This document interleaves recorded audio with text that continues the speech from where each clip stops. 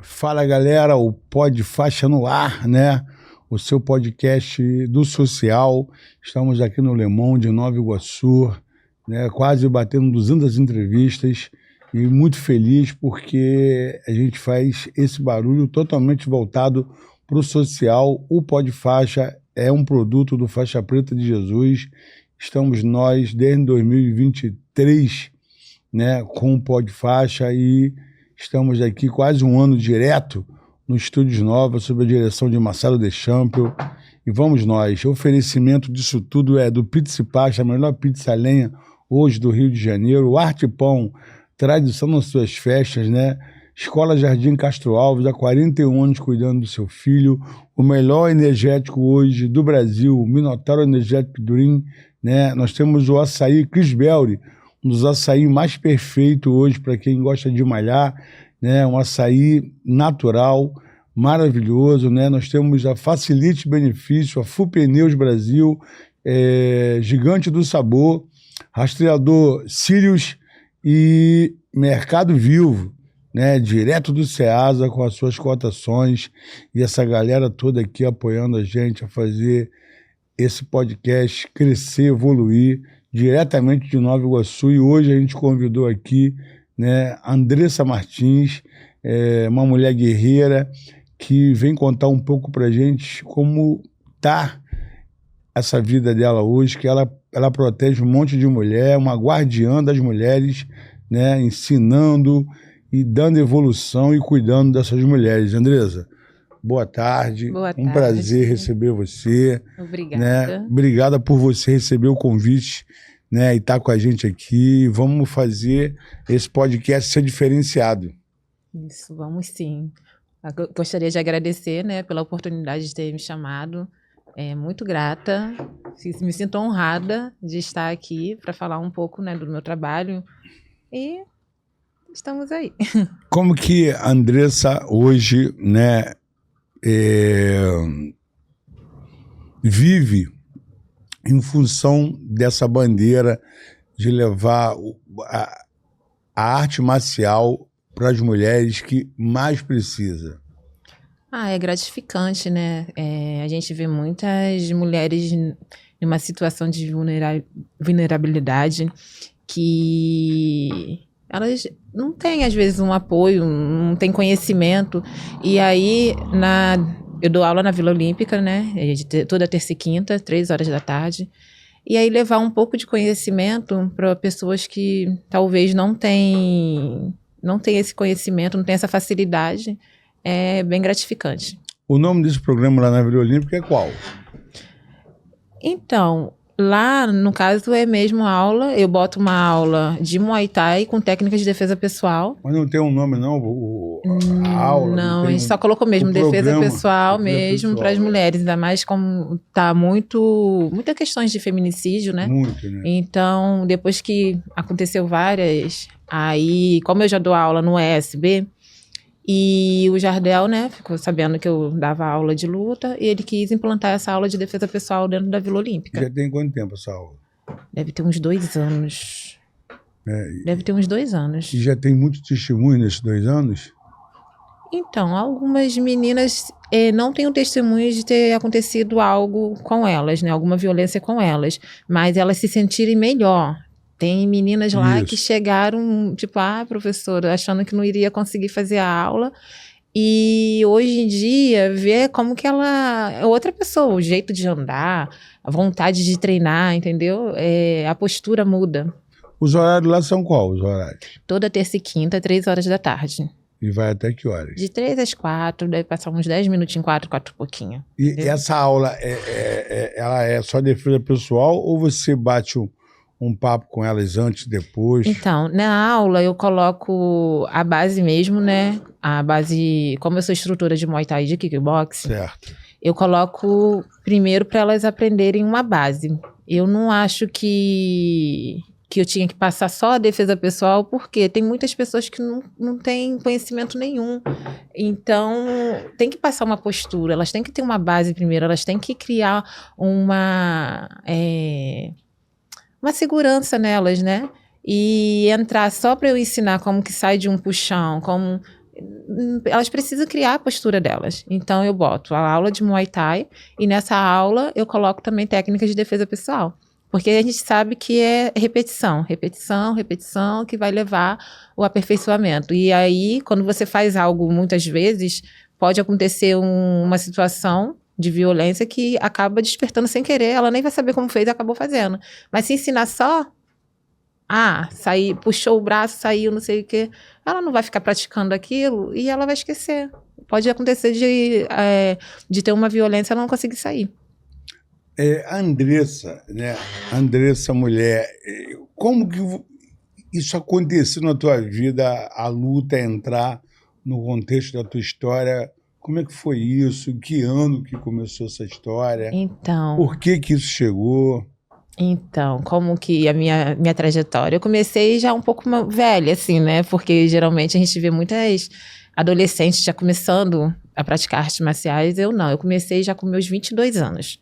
Quando foi meus 19 anos, eu entrei na academia. E aí, como eu gostava de fazer musculação, treinar, aí todas as aulas que tinha jump, todas as aulas aeróbicas lá, eu gostava, fazia tudo. Só que aí tinha aula de Muay Thai. Eu lembro que me chamaram até para fazer uma aula, mas tinha um professor, que era até o professor Gabriel de boxe. Ele, não era Muay Thai não, acho que era boxe na época. Ele muito brabo, né? E aí ele falou, vem fazer uma aula experimental. Eu fui fazer uma aula com ele. Eu falei assim, eu nunca mais venho nessa aula. Eu não fui nunca, não queria mais. Só que aí depois de um tempo, eu treinando, e eu queria treinar para ficar com o corpo legal, né? E aí teve meu professor, o Robson, e o Fábio, né, que era da Bombardeio. Eles estavam dando aula na academia. E aí o Robson tentando me encantar pra luta, né? Ele, bora, você vai gostar. Aí eu, cara, não sirvo não. Ele, bora, faz uma aula só. Tá bom, mês que vem eu entro de férias, que era até um mês de julho, eu tinha 22 anos. Aí eu falei, quando eu entrar de férias no trabalho, eu vou tentar fazer pra ver se eu gosto. Aí ele, você vai ficar com um corpo legal, que não sei o que. Eu, tá bom, então eu vou fazer. Aí fiz. Aí conforme eu fui fazendo, fui fazer o primeiro sparring com ele, aí eu gostei. Aí ele, não, você tem que lutar, porque você é forte, você tem que lutar. Aí eu, tá bom. Aí eu peguei, lutei. Lutei não, comecei a treinar pra competir. Aí eles vinham pra cima de mim com tudo, né? Que eu só treinava mesmo com os meninos lá nessa época. Eu acho que era em 2008. Foi 2008, mais ou menos. Aí, nisso, apareceu os campeonatos, eu fui fazendo, fui lutando, e eu comecei, todo o campeonato eu tava conseguindo ganhar, e aquilo... E eu falei assim, caraca, eu quero ser lutadora. E aí, fui. Só que aí eu já estava enjoada, porque eu tinha que, CLT, né, como diz hoje, tinha que trabalhar o dia inteiro e eu não conseguia, às vezes, treinar. Mas mesmo assim, eu tentava e treinava todo dia. E aquilo ali, eu falava, poxa, eu quero treinar mais, eu gosto de atividade física, eu quero fazer mais isso. Aí tá, mas só que naquela idade, eu só pensava mesmo, trabalhava, aquela vidinha, ia, treinava na academia à noite. Aí o que aconteceu? Depois, aí fui indo até os meus 23, 22, aí meus 23 mais ou menos, 23, meus 23 anos, eu descobri um tumor. Aí eu tava com um tumor na minha artéria, e aí esse tumor era um tumor de corpo carotídeo. Não era câncer, graças a Deus, que ele era um tumor benigno, porém, ele estava em um local que era muito arriscado operar, muito perigoso, que estava estava na minha artéria. E aí, fazendo os exames, tudo. E você descobriu isso como? Sentiu alguma dor? Foi uma coisa muito, assim, rápida, sabe? Porque qualquer coisinha que eu vejo no meu corpo, eu sinto diferença. Ah, tá. Mas nessa época, ele era uma bola do tamanho de um ovo de codorna. E tipo assim, eu não vi crescendo, eu não vi nada. Eu não sei como, do nada. E duro, uma bola desse tamanho. E aí, conforme eu... Botava a mão. Aí eu fiquei assim, meu Deus, eu achei que era uma íngua, alguma coisa da luta, alguma coisa assim, né? Então, eu fiquei com aquilo, e que não saía. E aí, conforme eu começava a treinar muito, ele ficava pulsando. E aí, nada, a minha tia, vamos no médico, não sei. Aí ela tinha um conhecido lá na posse, ela pegou, não, tem um rapaz meu conhecido lá, vamos lá comigo que eu vou tentar ver. Aí, quando ele falou lá com os médicos me chamaram, ficou uma rodinha de médico, eu no meio, e ele, cada um botando a mão e falando que era um tipo de doença. Aquilo me assustou, que eu fiquei, meu Deus, todos os tipos horríveis de doença, imaginar, eles estavam, não, deve ser isso, parece isso, mas ninguém sabia o que era. Aí, logo no mesmo dia, já me botaram para fazer um monte de exame lá na posse, fiz o exame de sangue de todos os tipos, fui sair fazendo um monte de exame. Só que mesmo assim, eles não sabiam muito, aí foi até o nome do médico, Rômulo, que era aqui da posse. Ele conhecia um doutor lá no Hospital de Bom Sucesso. Aí ele falou assim, olha, a gente não conseguiu saber o que você tem, e eu falei até com o médico, ele falou pra você ir lá tal dia, que ele vai tentar ver o seu caso. Muito legal. Aí ele pegou, mandou eu ir lá pra poder falar, você vai procurar o doutor Paulo e a doutora Luzia. Aí eu fui pra ele olhar, ele olhou meus exames, aí ele falou assim, parece muito tumor de corpo carotídeo. Aí eu, o que é isso? Aí eu comecei a pesquisar, né? Que a gente começa a pesquisar tudo. Naquele tempo não tinha tanta informação igual hoje em dia.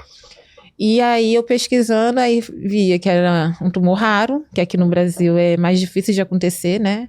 Entre não sei quantas pessoas, acho que 11 fica, é raro. E eles falaram que, aí ele pegou esse caso é meu. Aí ele tinha quase certeza que era, mandou fazer a ressonância, mais exames. Fazendo mais exames, quando ele viu, ele falou, realmente é o que a gente imaginava, você tá com esse tumor, só que a gente precisa estudar o seu caso para saber como vai te operar. Aí ela é minha, pegou o exame e falou assim, a gente vai para poder estudar. Aí, e nesse lance que ficava estudando, toda vez que na consulta eu ia, e aí, doutor, já descobriu o que vai fazer? Não, ainda vai ter que levar para congresso. Se for para São Paulo para estudar, e ficaram estudando no meu caso. Caramba, cara. Aí eles falaram assim que eles iriam fazer uma biópsia. Depois descobriram, na tomografia, eles falaram que o tumor estava, aqui era a carótida, o tumor estava colado. Mas aí depois, eles, com a ressonância, descobriram que a minha artéria, o tumor estava dentro da minha artéria. E a bola que tinha era uma bola de sangue, era um tumor de sangue. Então, se fizesse uma biópsia, enfiasse uma agulha, poderia ter um AVC na hora. Isso. Então, não... E aí, eles foram estudar mais ainda, aí eles falaram que ia embolizar. Embolizar, eles falaram que era para amarrar a veia em cima, amarrava embaixo, para poder o tumor secar, e nesse que o tumor secasse, para conseguir operar. E aí, depois, quando eles descobriram também que eu correria risco de vida, de ter um AVC, de ter várias sequelas também, então eles não iriam embolizar. Aí ficou, aí eu fiquei, meu Deus do céu, o que vai acontecer na minha vida? Eu fiquei aquela agonia que sabe, né? E aí aí eu falava assim, meu Deus, me dá um sinal. Quando eu falava, meu Deus, me dá um sinal. Abri a Bíblia, entregue seu caminho ao Senhor, confia nele, mas ele fará. Aí eu, tá bom, meu Deus, eu ficava mais calma. Aí eu sou católica, né? Aí, quando eu ia para a igreja, aí eu fui no grupo de oração, fiquei, meu Deus do céu, fala comigo, o que vai acontecer comigo? Aí a palavra que eles falaram no dia, abrir a Bíblia, entregue teu caminho ao Senhor, tá bom. Eu ficava, aí passava mais um tempo e aquela agonia. Aí teve uma vez que eu entrei na igreja, peguei aqueles trechinhos, né? As caixinhas. Isso, quando é o mesmo versículo. Eu falei, caramba, eu sei que eu tenho que entregar, mas como que entrega a gente passando nessa... Aí, acontecendo isso tudo, depois eu lembro que eu ia fazer aniversário, aí eu falei assim, meu Deus, me dá um presente de aniversário, na outra semana seria a minha consulta. Eu falei assim, meu Deus, me dá um presente de aniversário, marca minha cirurgia, eu quero, me ajuda. Aí tá livre disso, né? Na semana do meu aniversário, eu fui na consulta, acho que eu fiz aniversário, fui na consulta na segunda-feira, e aí eles falaram, marcamos sua cirurgia, pro dia 9 de novembro, você vai ser a primeira. Aí eu, meu Deus. Aí começou aquela coisa, eu sei que depois eu fui na capelinha lá de Bom Sucesso, do hospital, mas como eu chorei, mas de medo, nervoso, tudo misturado. E aí foi. Aí quando foi no dia da cirurgia, eu lembro que eu ajoelhei e falei assim, meu Deus, eu não sei o que você vai fazer. Porque eles falaram que poderia acontecer várias coisas. que tinha o tipo de tumor, né? Tipo 1, tipo 2, tipo 3. Tipo 1, você operava sem risco nenhum de vida. Tipo 2 era muito arriscado. Você correria risco, mas ainda dava para operar. E tipo 3, ia abrir e fechavam de novo e ia deixar. E abrir não é nem abrir. E eles falaram ainda que no exame estava mostrando uma coisa, mas talvez quando abrisse poderia ser outra. E se eles tivessem aberto e viu que não tinha como... Foi um grande milagre na tua vida. Foi. Aí ele pegou e falou que se eles tivessem aberto e viu que não tinha como mexer, eles iam costurar de novo. Eu fiquei, meu Deus, não deixa eu passar por tudo isso. E eu fiquei, se o senhor me dá mais uma chance de vida. Eu lembro que eu ajoelhei lá na maca e falei, se o senhor me der mais uma chance de vida, eu vou fazer tudo diferente. Eu não tenho nada, só tenho um celular na minha vida, eu não tenho nada, eu não estudei, eu não fiz nada. Eu falei, me dá só mais uma chance. E eles falaram que eu poderia ficar com sequela, né? Ficar o lado todo, porque iria provocar um AVC. Sensacional essa história. Iria provocar um AVC, então poderia ficar um lado todo Deus, paralisado. E aí eu vi que você tá falando do catolicismo. Sim. E Deus está em tudo quanto é lugar. Deus é o coração da pessoa, né? Aí fala dessa cirurgia, cara. Então, aí quando eu me ajoelhei lá, eu falei, meu Deus, me ajuda. Mas se o senhor me der mais uma chance, se eu ficar bem, sem sequelas, eu faço tudo diferente. E aí, a cirurgia foi. Eu não sei o que aconteceu, porque os médicos não me falaram muito. A única coisa que eu sei que depois que eu abri o olho, que eu acordei, o médico já estava lá, e eu falei assim, doutor, tá tudo no lugar, meus olhos. Eu lembro que eu falei, meus olhos estão como? Porque poderia ficar, né, esqueci o nome, com os olhos trocados, né, esqueci o nome, poderia ficar muitas coisas. E eu falei, como tá meus olhos? E aí eu tive que botar um olho bem no meio da tua testa, brincando comigo. E eu já ficava todo dia, eu vou poder lutar ainda, que a minha maior, eu gosto muito, né, dessa vida. E aí o médico, por que tu não faz balé? Tu vai querer luta. Mas eu gosto. Aí tá.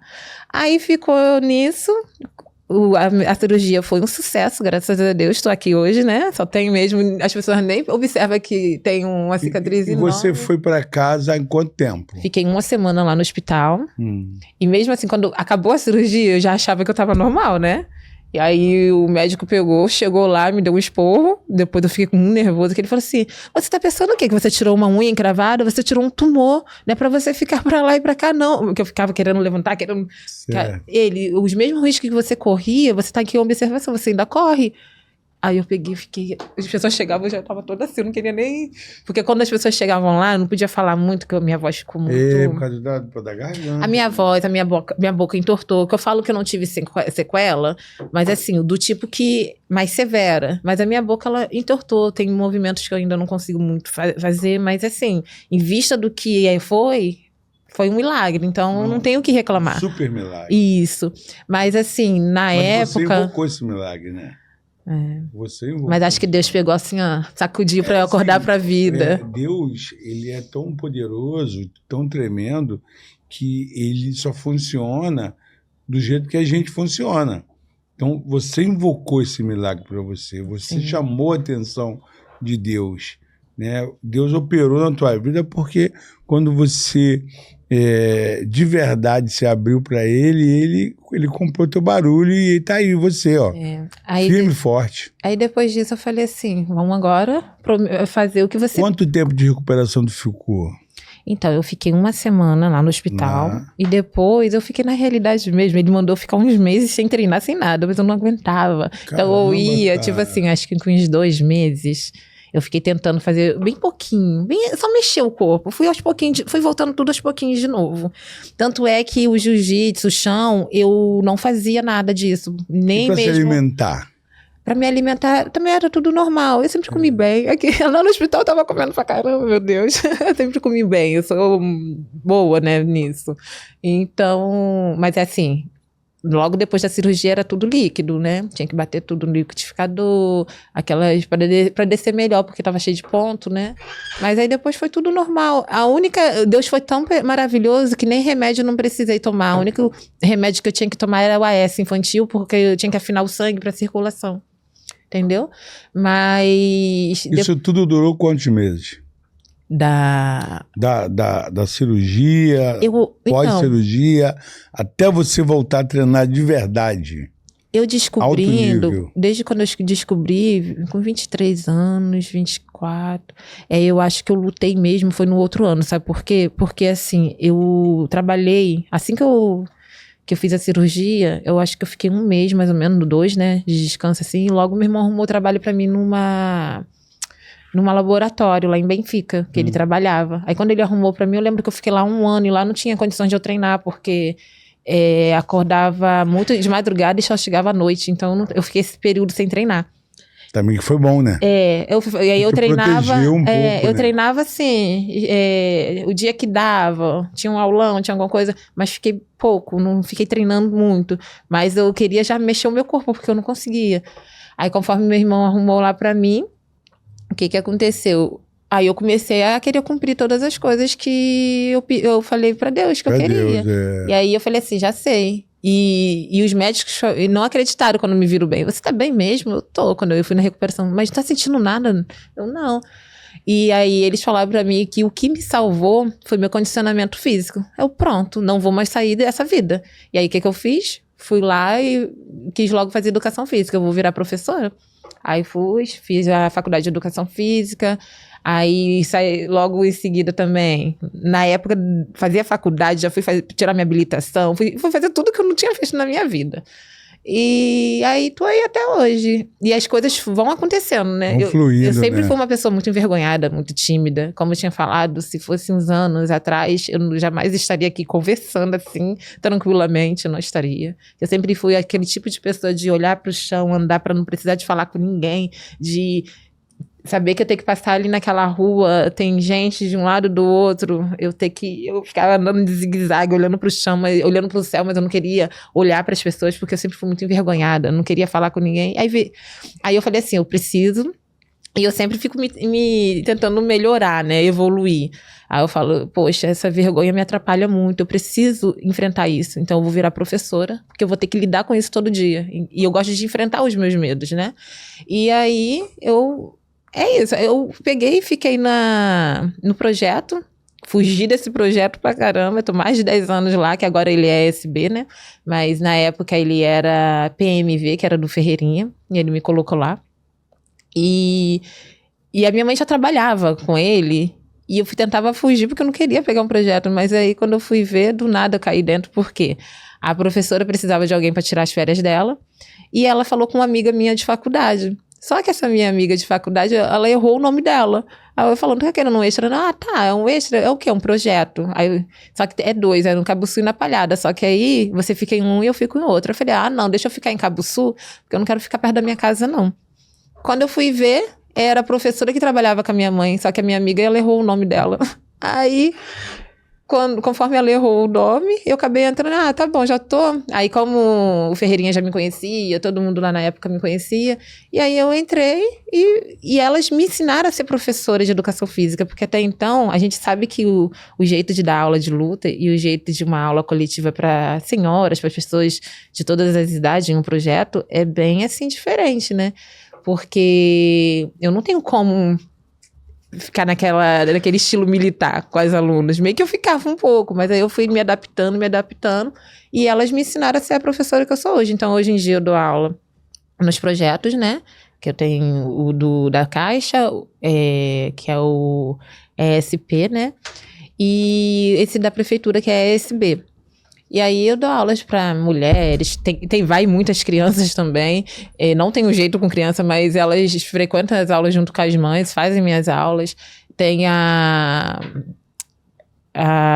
senhoras, idosas, mulheres da minha idade, assim, há muitos anos. E luta também, eu dava ali perto de onde eu moro, sempre tive minha turma de lutas, só que depois que veio a pandemia, eu parei de dar aula coletiva e voltei a dar agora aqui na Vila Olímpica, entendeu? Andressa, como isso que acontece hoje, né, para as mulheres, o feminicídio que aumentou muito, muito no Brasil, ele já vem, né, de uma sequência, só que agora está muito, muito maior. Como isso tem causado, como isso tem te afetado?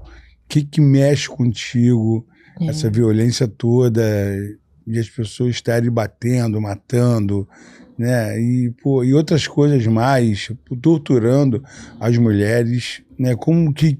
Qual é a sensação que você tem? O que cria na tua cabeça para dar um basta nisso? Assim, é muito triste, né? Ver que às vezes eu fico assim, graças a Deus eu nunca passei por uma situação dessa, mas eu fico imaginando, às vezes vem na minha mente quando fala assim, dentro de casa o marido pegou e bateu, eu falo, gente, não tinha uma cadeira, não tinha alguma coisa para tacar nele, porque como a pessoa fica, mas na realidade a violência, né, a mulher não reage, não é nem questão física, é mental, que já vai começando já desde quando começa a botar a mulher como coitada, como deixar ela submissa a eles. Um objeto, né? Isso. Então, isso daí já vai começando, vai dando os sinais, né?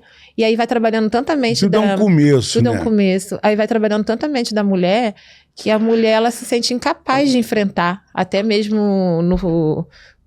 verbalmente, né? Quanto fisicamente. Então...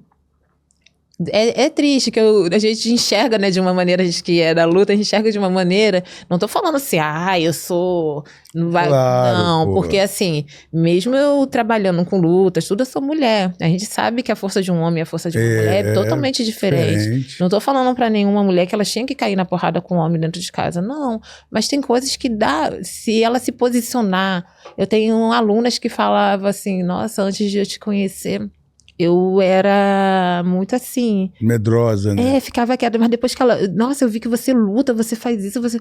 Me deu mais vontade, assim, de praticar atividades físicas, de fazer... Primeiro, a mulher, ela tem uma coisa que é muito interessante. Ela grita, ela pode gritar. Né? O socorro dela é uma coisa que chama atenção. Até a gente homem, por exemplo, a gente homem tá no mar e tu vai se afogar, socorro!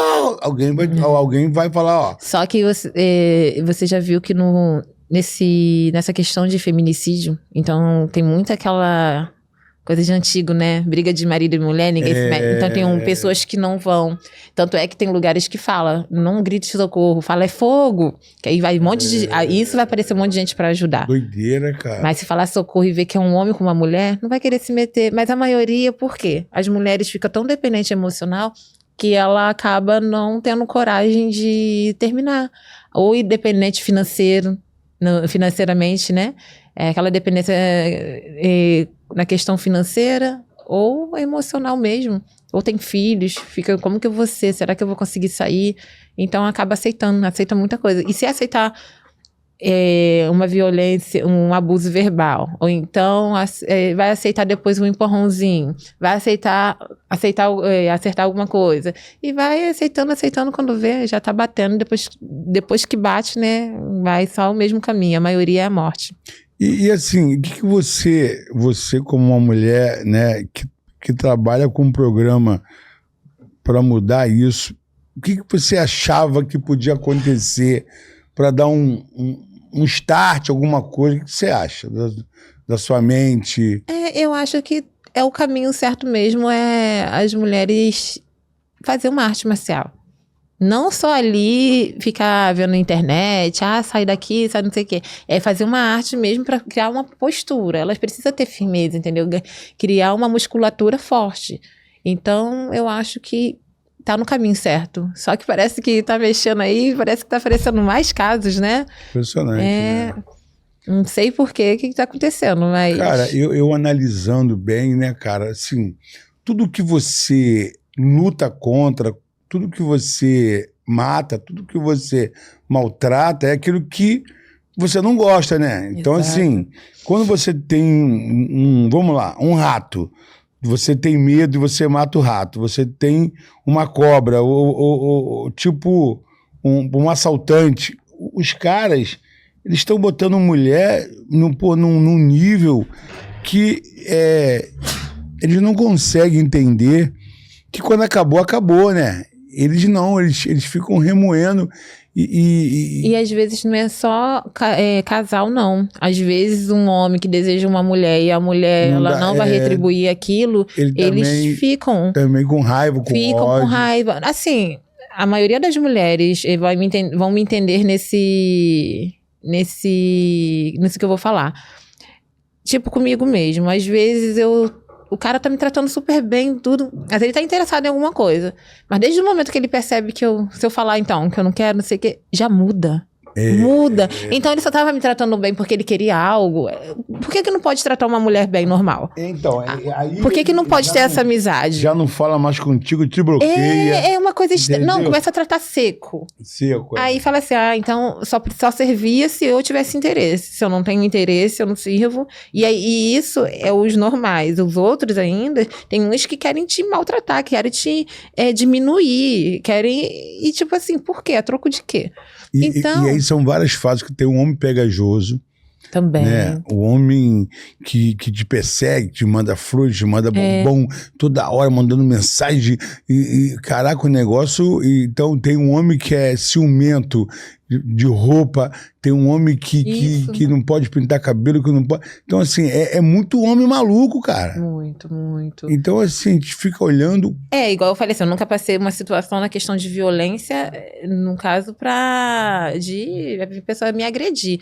Porém, quando a gente começa a ver relacionamentos antigos, assim, que hoje em dia estão falando mais na questão de roupa, não pode sair, não pode estar com ninguém, e a gente fica naquela dependência emocional, isso aí já era um abuso também, só que a gente não percebia. Claro, cara. A gente assim, no caso, eu não percebia, então, só nessa questão.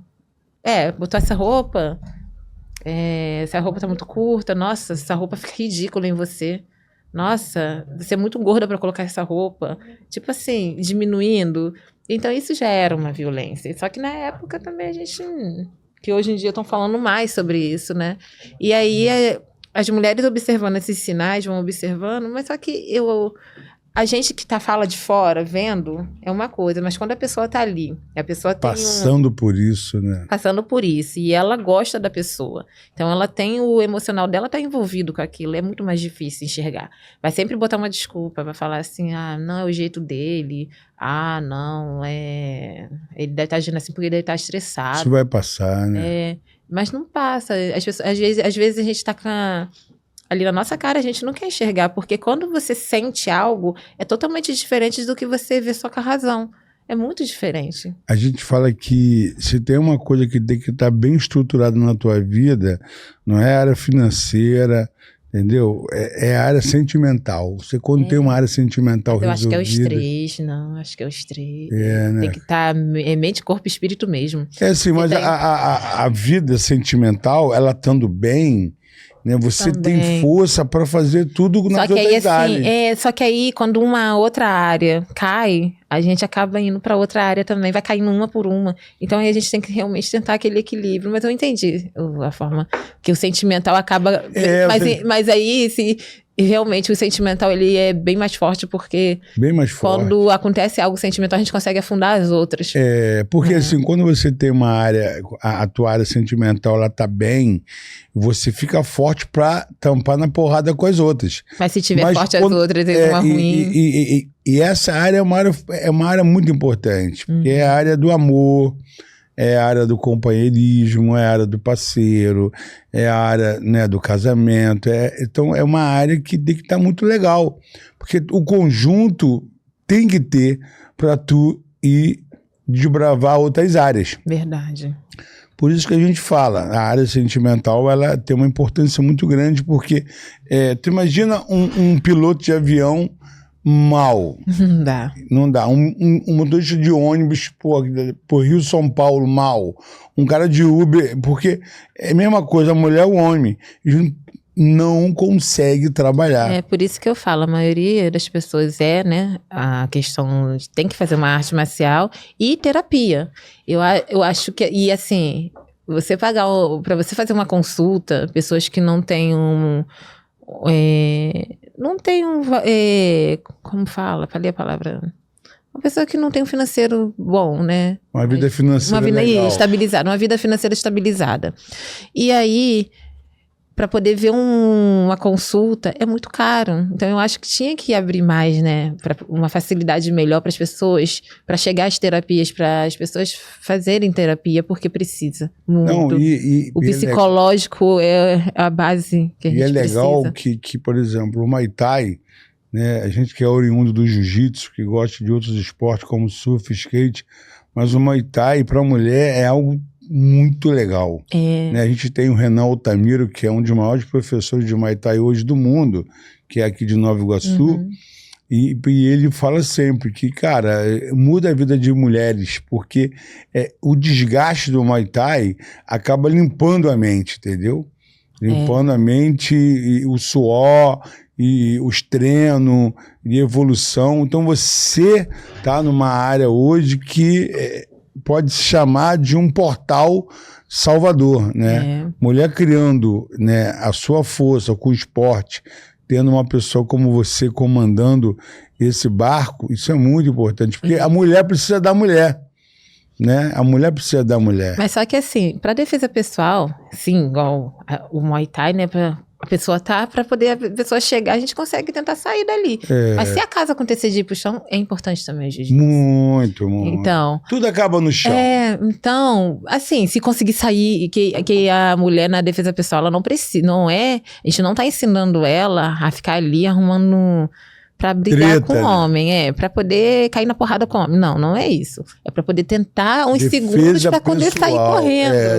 É pra poder arrumar uma brecha pra sair. Então, mas aí vamos supor que consiga e acaba botando pro chão. Então também precisa do jiu-jitsu. Não, com certeza. Eu, igual eu falei, eu não fazia, né, do chão por causa que eu achava que eu não podia. Os médicos falavam que não podia. Hoje tu faz jiu-jitsu? Faço. Aí, depois de um tempo, toda vez eu ia no médico, perguntava. Aí, lá quando eu fui pra Nova União, né, o meu mestre falou, vai fazer jiu-jitsu. Eu vou ver no médico primeiro, que já passou tantos anos, vou ver com ele se eu realmente posso ou não. Tu faz tudo, né, brother? Faço. Maneiro. Pratico tudo, pratico. Aí eu peguei... Tu faz Muay Thai, tu faz jiu-jitsu. Muay Thai, kickbox. Que lá na Nova União tem treinos, né? Só que agora eu tô treinando menos, porque tô trabalhando mais, então tô treinando um pouco menos. Mas lá eu participo do treino de jiu-jitsu, de Muay Thai, de boxe, de MMA, às vezes, quando eu consigo ajudar as meninas um pouco na trocação, né? Legal. Faço um pouco de tudo. Quais são os teus sonhos ainda para esse ano? Para esse ano, não parei muito para pensar, olha... Que coisa feia, né? Mas para esse ano... Quais são os sonhos da Andressa para esse... Estabilidade financeira. Parei para pensar assim. Minha estabilidade financeira. Eu quero ter uma estabilidade, entendeu? E assim, eu penso na questão de abrir um espaço, alguma coisa assim, para poder até ajudar pessoas, né, com a luta, mas não agora. Eu penso um pouquinho mais adiante, quando eu estiver um pouco mais velha. Porque agora eu ainda estou num tempo de conhecimento, eu preciso buscar mais conhecimento. Igual agora, eu estou pouco tempo no jiu-jitsu, né? Eu competi lá no interno da Nova União em dezembro. Graças a Deus fiz minha primeira competição, ganhei, gostei muito. Legal. Porque era uma arte que eu aprendi a gostar, né? Então, assim, eu tenho muita coisa ainda para poder aprender. Então, eu não quero abrir nenhum lugar agora, porque prende um pouco no nosso tempo. E eu quero buscar mais conhecimento, ter um pouco mais de visibilidade, que aí, quando tiver o momento certo, que eu vou saber qual é a hora certa, e aí sim, ter um lugar para poder ajudar as pessoas, dar minhas aulas também, e ser minha renda, né? Esse programa lá na Vila Olímpica é muito legal, porque é um momento hoje, né, diferenciado de você tá protegendo mulheres que precisam muito, né? Sim. Até que ainda não foi, que a gente quer que não seja nunca, mas aquelas que já foram, que passaram por esse mas só a questão delas irem já ajuda muito, porque só assim, elas vão ganhar, né? Vai se sentir mais empoderadas. Então, são mais juntas, né? A forma delas de já se locomover, tomar os cuidados na rua, tudo. Dar chute, dar socos, eu acho que já tem uma suada. Vai ter um pouco mais de dificuldade de acontecer. Porque a pessoa, quando que a energia... As pessoas observam a energia da pessoa, né? Se ela já estiver desanimada, triste, andando na rua, de qualquer jeito, ombros pra frente, né? Se torna uma presa fácil. E aí, o teu testemunho de vida já faz qualquer mulher já tomar uma postura, entendeu? Tu passou perrengues, né, pô, e assim, que eu falo para as pessoas, cara, tem que contar milagre. Se não contar milagre, cara, tu ainda vai sofrer muito, porque é milagre e resultado, são as duas bases que a gente precisa hoje para a gente ter uma vida diferenciada. E você já tem um milagre aí que depois disso, quando eu voltei a lutar, eu fiquei, meu Deus do céu. Aí daí eu fiz, né, minhas lutas também, que foi profissional, me lancei pro kickboxing, que depois disso, eu só era Muay Thai. Aí fui pro kickboxing, aí meu mestre Marcelo Marinho também, que me recebeu de braços abertos, me ajudou muito nessa minha trajetória. E aí ele me lançou, aliás, comecei a lutar o kickboxers estaduais, brasileiros. E aí, quando tive uma oportunidade de fazer uma luta com a Bárbara Nepomuceno lá no Brasileiro, fui nocauteada, mas assim, dali eles iriam me colocar pro WGP. Experiência boa. O dono do WGP, né? Ele olhou e ele me convidou. Só que eu não tinha nenhuma luta profissional. Aí meu mestre, não, Andresa, você tem que botar uma luta profissional. Aí começou já a mexer, já fui, lutei o WRK, já começou, a minha vida movimentou, entendeu? Ele me ajudou muito, muito nessa minha trajetória também. E de lá do Marcelo, eu fui lá pra Nova União, que é onde hoje eu treino, né? Com a equipe do mestre Dedé. Aí minhas amigas também me ajudam muito quando... Hoje em dia que eu nunca mais lutei, eu não sei se eu vou lutar ainda. Mas quando eu tinha competição, ela sempre estava me ajudando. Mas a experiência que você está passando hoje é a maior faculdade do mundo, né, cara?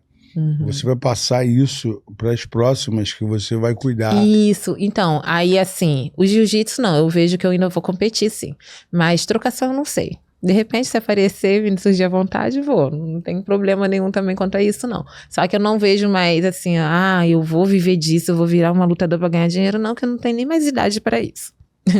Cara, assim, você procurou uma área que você tá sendo feliz, né? E você vai deixar um legado como uma professora. Então, isso já é uma conquista, porra, fenomenal, né?